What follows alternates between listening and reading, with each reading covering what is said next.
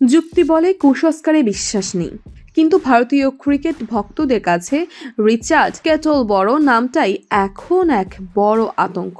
চলতি টি-20 বিশ্বকাপে ভারতের অশ্বমেধের ঘোড়া ছুটেছিল দাপটের সঙ্গে, কিন্তু সুপার 8-এর শুরুতে দক্ষিণ আফ্রিকার কাছে ৭৬ রানের বড় ধাক্কায় সেই রথ উল্টে গেল। আর এই হারের পর থেকেই শুরু হয়েছে অদ্ভুত এক বিতর্ক। তবে কি সব দোষ আম্পায়ারের? ভারতীয় সমর্থকদের কাছে কেটলবরো মানি যেন হারের আগাম সংকেত। পরিসংখ্যানে তাকালে দেখা যায় ২০১৪-র টি-20 ফাইনাল থেকে শুরু করে ২০২৩-এর ওয়ানডে বিশ্বকাপ ফাইনালে যতবার এই ব্রিটিশ আম্পায়ার মাঠে ছিলেন ততবারই ভারতের স্বপ্ন চুরমাচুর হয়েছে। এবারও তার ব্যতিক্রম হলো না।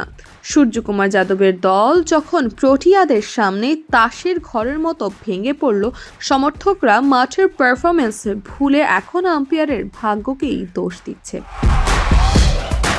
সমালোচকরা অবশ্যই হাসছেন। তারা বলছেন, এই তো সেই নাচতে না জানলে উঠান বাঁকারই গল্প। দক্ষিণ আফ্রিকার বোলারের সামনে সূর্যের ব্যাটিং ছিল একেবারে জঘন্য। ৭৬ রানে হারালো তার দায় আম্পায়ারের ওপর চাপানো স্রেফ অজুহাত ছাড়া আর কিছুই নয়।